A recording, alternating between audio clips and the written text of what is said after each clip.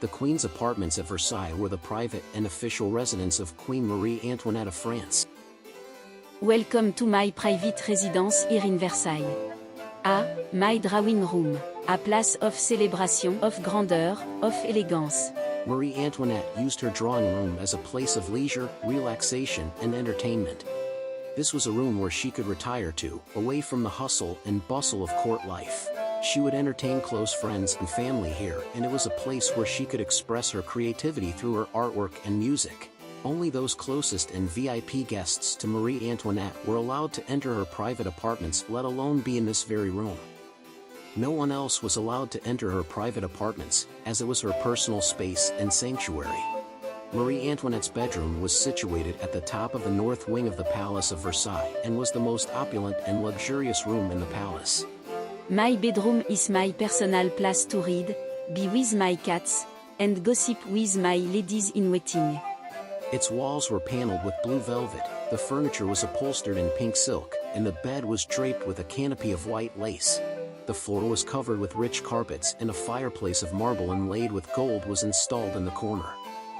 The room was decorated with mirrors, paintings, and tapestries, and the bed was surrounded by a variety of luxurious fabrics.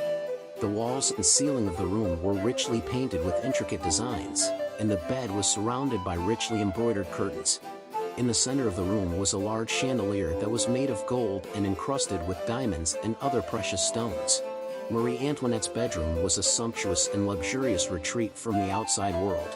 It was designed to be a sanctuary for her to relax and enjoy her private time away from the court and the public. She was able to escape the pressures of court life and enjoy some of the finer things in life. Marie Antoinette's favorite things to do in her apartments included reading, playing cards, writing letters, conversing with friends, playing board games, and listening to music.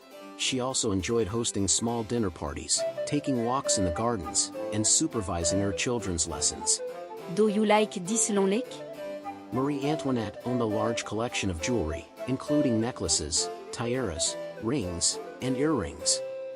Do you like this necklace? She was known for her extravagant spending habits. The most famous scandal associated with her jewelry was the diamond necklace affair, in which a con artist tricked her into buying a fake diamond necklace worth millions of francs.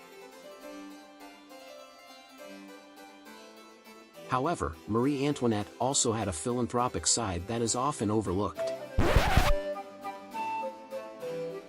Throughout her life, she was a generous patron of charities and supported several causes. Marie Antoinette was born in 1755 to the Holy Roman Emperor Francis I and his second wife, Maria Theresa of Austria. Growing up, Marie Antoinette was taught to be generous with her time and resources. She was well known for visiting hospitals and donating money to the poor. She was also a patron of several charities, such as the Royal Society of St. Vincent Delaware Paul, which provided aid to the sick and elderly. In 1773, Marie Antoinette was married to Louis XVI and became Queen of France. As Queen, Marie Antoinette worked to improve the lives of her people. She established the Maison de Pupilles, a school for orphan children, and supported the Charité de Versailles, which provided medical care to the poor. She also worked with the Society of St. Vincent Delaware Paul to provide food and clothing to the less fortunate. I repeat, Marie Antoinette provided financial backing with a group of nobles at that time to start hospitals throughout Paris and parts of France to feed and care for the poor. Marie Antoinette's charitable work was not limited to France. During the American Revolutionary War, Marie Antoinette provided financial support to the American colonists. She also donated money to the victims of the Great Irish Famine and the victims of the 1783 earthquake in Sicily. In addition to her charitable works, Marie Antoinette was also a patron of the arts.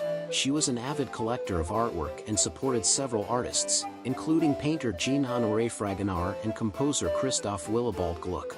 Marie Antoinette's philanthropic work was largely forgotten after the French Revolution, but her charitable legacy continues to this day. Wouldn't it be fascinating if we could see her real true face, as paintings seem to not always show the truth due to artistic license? But surely no historical photographs or videos exist, only paintings which are always edited and altered. After sending out our team to find any clues, a discovery was made. Marie Antoinette's immediate family had a death mask commissioned to commemorate their family member. The Queen of France Marie Antoinette has an exact replica made in wax of her exact facial features. As death masks were one of the few ways to create a physical representation of a person during earlier times, they were often used as a way to remember those who had made a lasting impact on society, whether it was for good or bad. This way, the notorious could be remembered for generations to come. What if we could use modern artificial intelligence and a painter to give us a 99.9% exact likeness of the true face of Marie Antoinette? We used images of the face of Marie Antoinette's death mask to create an exact replica of her face with the use of artificial intelligence and our digital restoration artist. We first used the AI to scan the images of her death mask for facial features, such as the shape of her eyes, nose, lips, and forehead. We then used the AI to create a digital 3D model of her face based on these features. Painstakingly, our digital restoration artists and associates from around the world then used a 3D printed model as a template for the team to all paint a true likeness of Marie. Then when this was fed into forensic analyzing software. This is the image, or face of Marie Antoinette. In order to bring the painting to life, our artist paid close attention to the details, such as the subtle wrinkles, the contours of her face, and the unique facial features of the Habsburg lip. Finally, the artist used a combination of digital and traditional painting techniques to create a lifelike painting of Marie Antoinette. The painting accurately depicted Marie's features, including her unique Habsburg lip, and preserved her memory for generations to come. The restoration of Marie Antoinette's face has been an incredible journey of discovery, not only in learning more about the former Queen of France, but also in understanding how much she contributed to the charitable causes she supported during her lifetime. Now, with her face revealed, we can take a better look at her and get a better understanding of her story and her life. Marie Antoinette was more than just a glamorous, extravagant queen. She had a heart for those less fortunate and was willing to dedicate her life to helping them. The restoration of her face serves as a reminder to never forget the good work she did and to always keep her in our hearts. This has been Around the World in 30 Seconds, an in-depth look into the life and face of the Queen of France.